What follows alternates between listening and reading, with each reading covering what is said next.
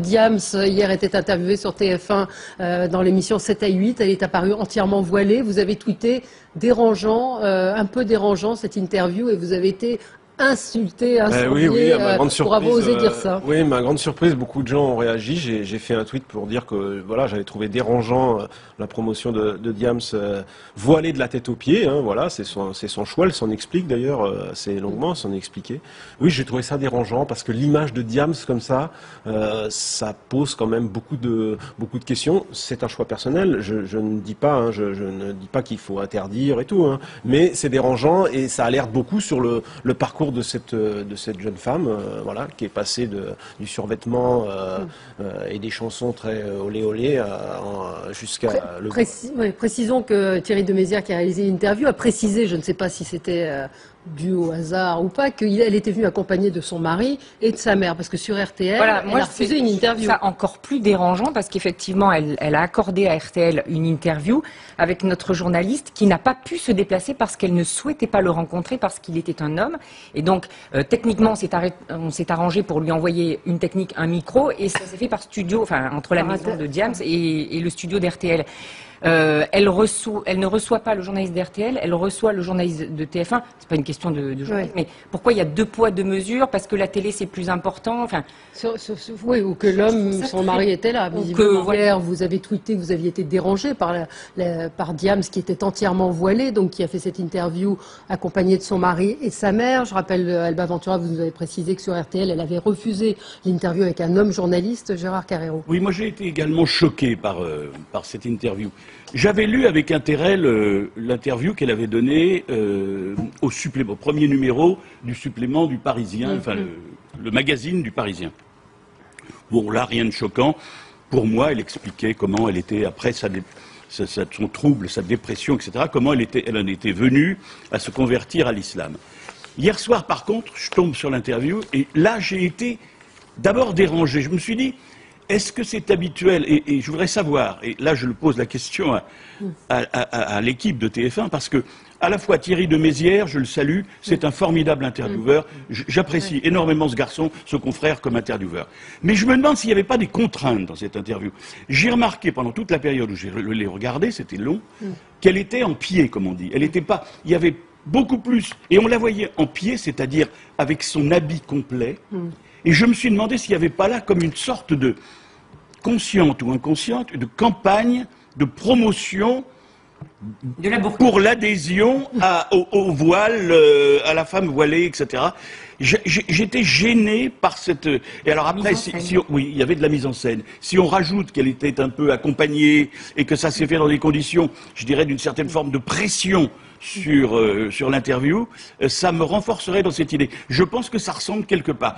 Il y a des gens, je ne dis pas Diams forcément, Diams c'est une fille qui a eu des problèmes, qui a été déboussolée, qui a fait ce choix. Je pense que, écoutez, ça m'a fait penser à ces garçons qui sont déboussolés, qui sont arrêtés, qui vont en prison et qui sont convertis en prison à l'islam et qui deviennent des méras ou autres parce qu'il y a eu effectivement des gens qui se sont appuyés, arc-boutés sur cette détresse, sur ce désarroi. Eh ben, j'avais l'impression, en écoutant et en regardant hier Diams, qu'il y avait des gens qui s'étaient quelque part emparés de cette personne et qui en avait fait une ardente propagatrice de l'islam militante en France. Et c'est un sujet à ne pas considérer. Alors juste pour revenir faire l'avocat du diable, c'est vrai que dans les interviews de 7 à 8, souvent il y a ces plans larges, il y a plusieurs plans, donc je ne sais pas si on peut dire ça, mais c'est vrai que là c'était particulièrement oui, parce que troublant. Ce voile gris qui la vous prenait, on voyait...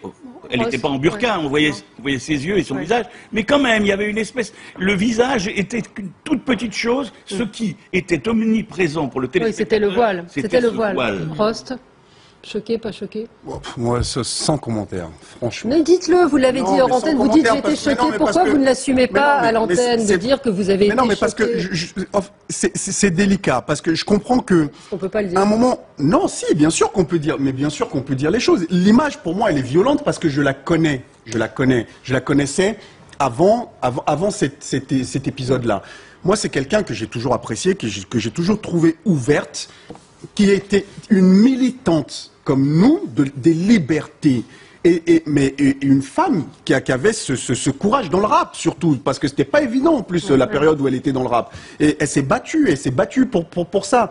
Et c'est vrai que cette image, enfin moi je la prends violemment parce que encore une fois il y a un rapport aussi, enfin c'est quelqu'un que j'apprécie beaucoup, mais je sais qu'elle a traversé une période qui a été très dure pour elle.